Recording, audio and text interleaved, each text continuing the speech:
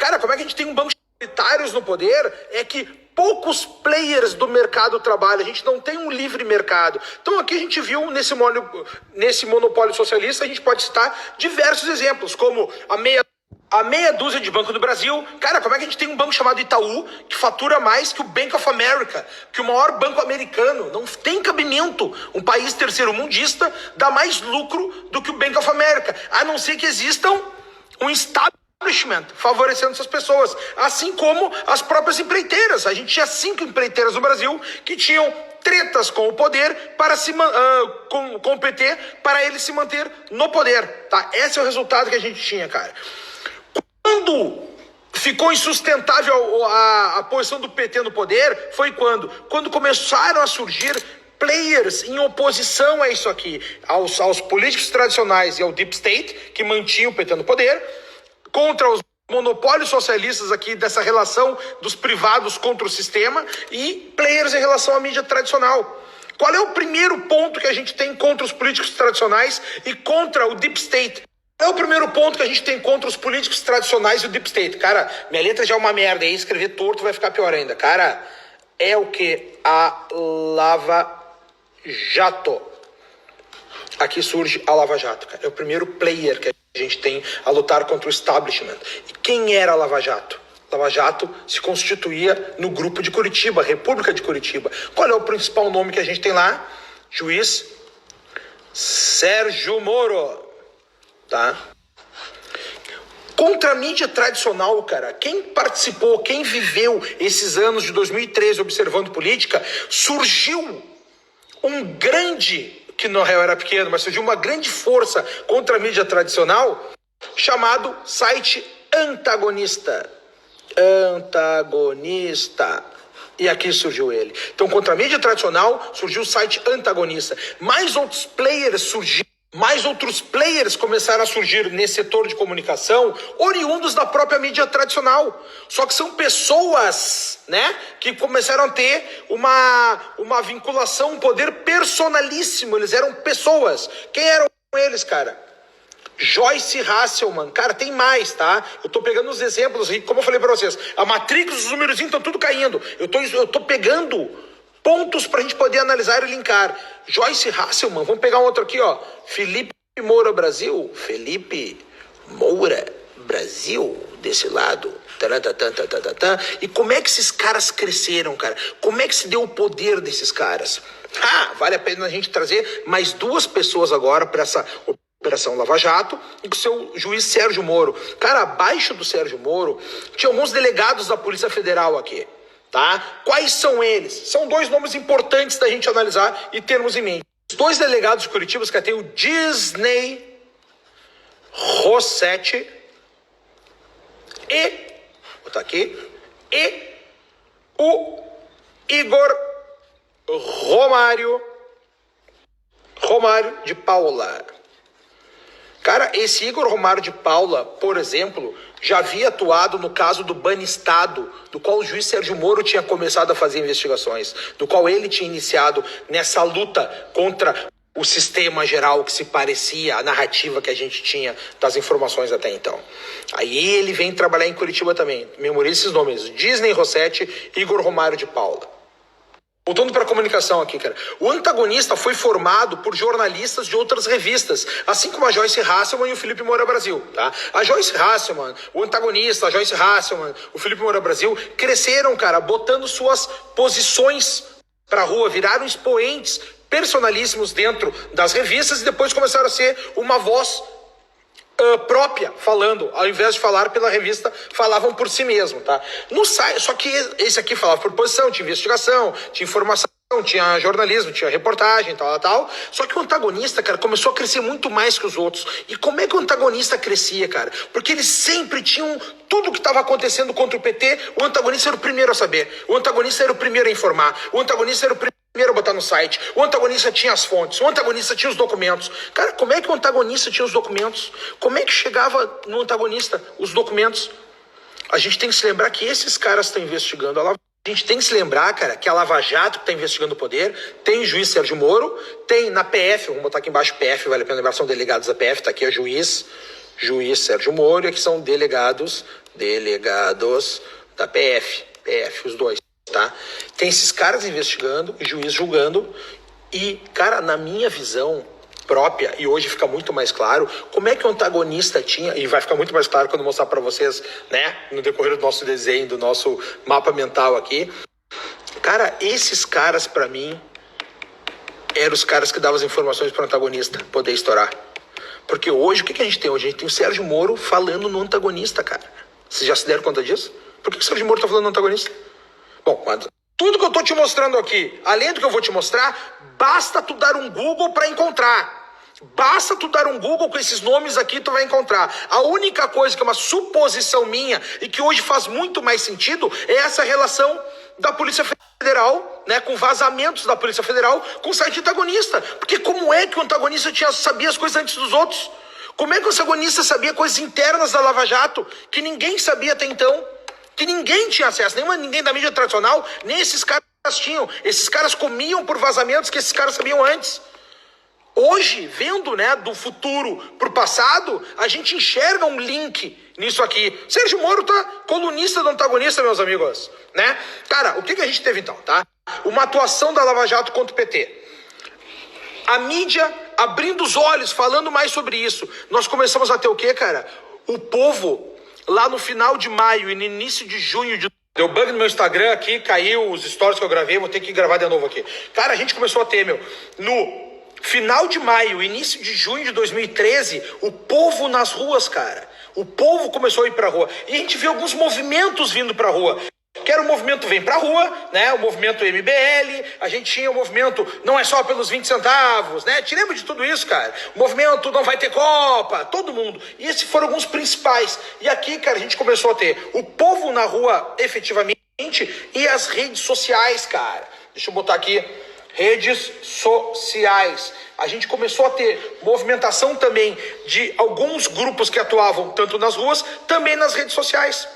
E agora vem mais conexões. Então esse desenho, cara, lá de 2013, 2014, 2015, até o impeachment da Dilma, o que a gente tem é isso aqui, ó. Esses grupos, cara, existem mais pessoas dentro desses grupos? Claro que sim. Como eu falei pra vocês, a Matrix tá caindo com números por todos os lados. Eu tô pegando alguns números e dando nome a alguns bois, os mais importantes, os players mais importantes pra nós nessa conversa que eu tô tendo com vocês. Então a gente tem o time da Lava Jato, o time da mídia e o time do povo nas ruas e redes sociais aqui, tá? Todos eles atacando o PT, tá? Até que o PT cai do poder. E quando eles atacam o PT, vale a pena a gente sempre lembrar aqui, meu. Toda vez que eles estão atacando o PT, eles estão atacando junto o establishment. Aquelas pessoas que tinham vantagens e ganhos políticos e ganhos financeiros com o próprio PT no poder. O monopólio socialista, políticos tradicionais e a mídia tradicional. Nunca se esqueçam disso, tá? Nunca se esqueçam disso. Bom, agora a gente vem para um período... Mais uma vez, vou deixar claro aqui o que eu, Conrado, defendo. Eu defendo a vida, eu defendo a liberdade, eu defendo a propriedade privada, eu defendo a livre iniciativa e eu defendo o rule of law, o Estado de Direito. Essas são o porto para onde eu quero levar o meu barco. Toda vez que eu falo para vocês, construa teu próprio barco e pensa onde que tu quer chegar. Porque mais importante que o próprio barco é aonde tu quer levar o teu próprio barco. Essa conjuntura, o PT não me serve em nenhum dos aspectos. Te lembra do mensalão? Os caras compraram o Congresso, ou seja, não tinha o rule of law. Compraram o Congresso para votar com eles. Quando a gente fala de propriedade privada, os caras apoiam o MST, invasões. Quando a gente fala de livre iniciativa, os caras apoiam o monopólio socialista. Não tem um livre mercado. Quando a gente fala de liberdade... Olha o cerceamento coletivista que esses caras nos fazem, em todos os aspectos. Queriam ter até o controle das redes sociais, o controle da mídia. E contra a vida, olha as políticas públicas do PT. Olha os altos índices de morte, de homicídios, de violência que a gente teve durante todo o Google aí. Olha a escalada da violência, a escalada das mortes durante os governos petistas. Durante todo o tempo que eles ficaram no poder. Então, nesse momento que a gente está vivendo, esses ataques ao poder através da mídia, através da Lava Jato e através do povo nas ruas. Cara, quando começou esse movimento dos povos nas ruas, cara, eu era fotojornalista. Eu tava lá, tomando gás lacrimogêneo na cara. Vou buscar umas fotos para mostrar para vocês aqui depois. tomando gás lacrimogêneo na cara todos os dias indo lá. Eu vi como é que se deu as coisas.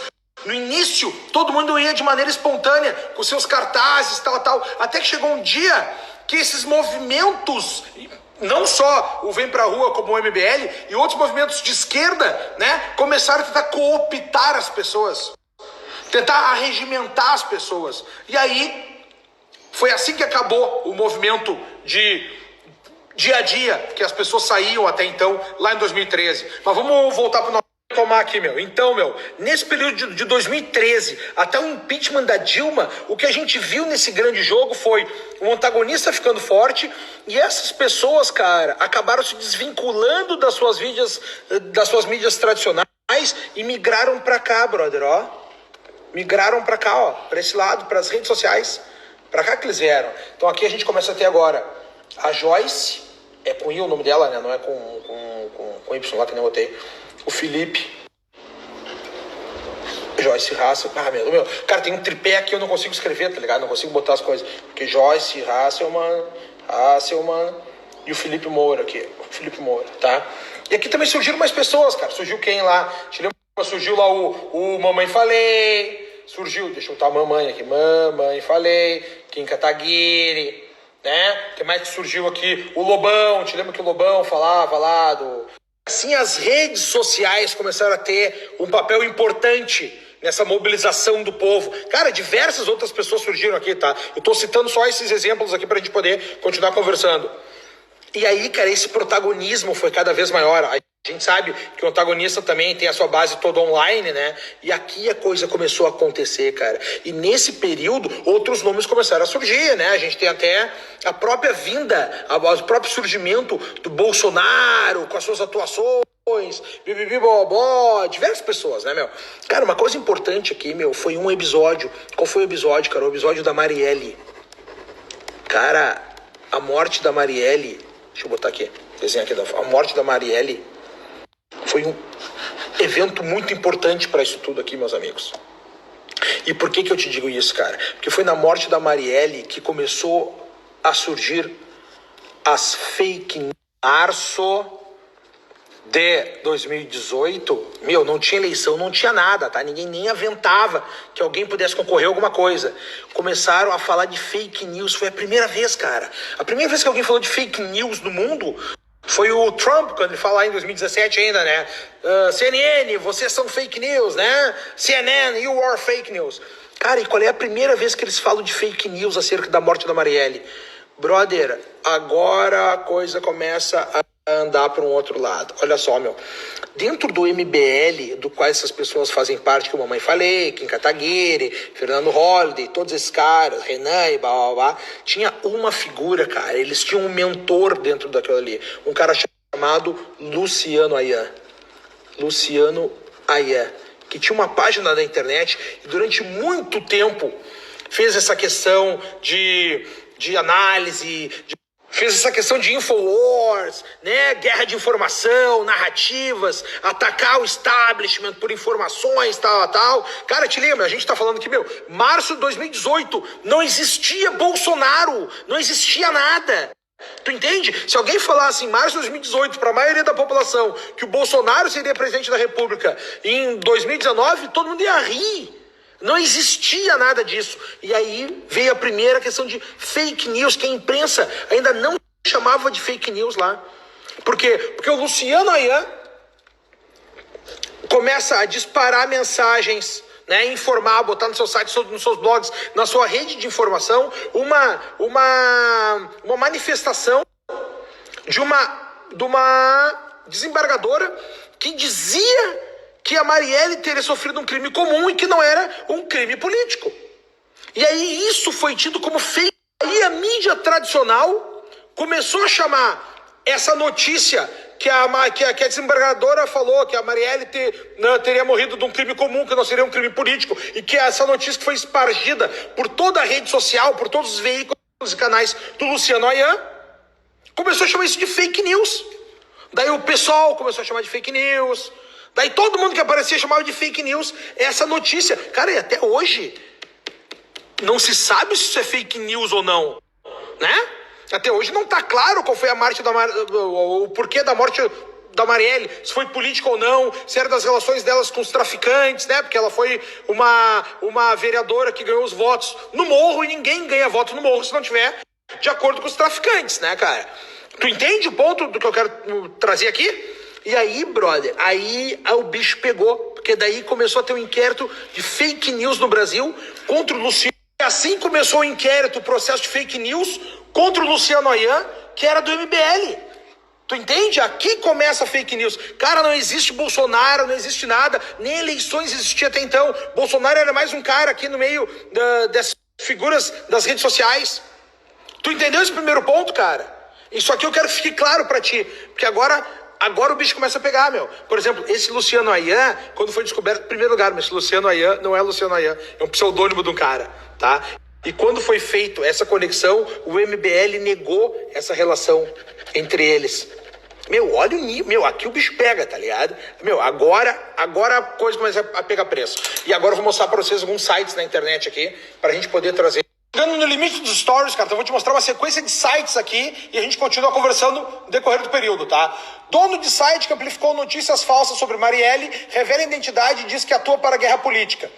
Olha só, cara, como eles nem usavam o nome fake news ainda, tá vendo? Isso aqui em 24/3/2018. E o nome, cara, do Luciano Ayan, na realidade, é Carlos Augusto de Moraes Afonso. Esse é o nome dele. E aí, a notícia que ele disseminou é essa aqui, que sai na Veja. A desembargadora diz que Marielle estava engajada com bandidos. E quando ela fala isso, foi no comentário do próprio Facebook. E aí tem aqui, ó, Marielle, página do site Fantasmas contra Marielle saiu do ar. Por quê? Porque ele acabou. Esse aqui é a cara dele, né, do Carlos Afonso ali. E depois, que era importante da gente ver isso aqui, ó, Marielle, site que disseminou fake news apareceu vazio. MBL jurava que não conhecia Luciano Ayan, mas 2 de seus fundadores são sócios deles. E se tu botar, cara, no Google, e aí basta tu colocar, cara, fakes MBL, que vai vir, meu, 500 matérias lá de 2018, contando tudo o que estava acontecendo, agosto de 2018. Meu, essa aqui é todo um período que não tinha eleição. Eu quero que vocês se lembrem, cara, e não se esqueçam, pra gente continuar conversando aqui depois, desse desenho aqui, cara, ó. Quando a gente falou de fake news, assunto de fake news, processo de fake news, começa exatamente no caso da Marielle, do Luciano Ayan, com o MBL. Não esqueçam disso, a gente continua falando depois.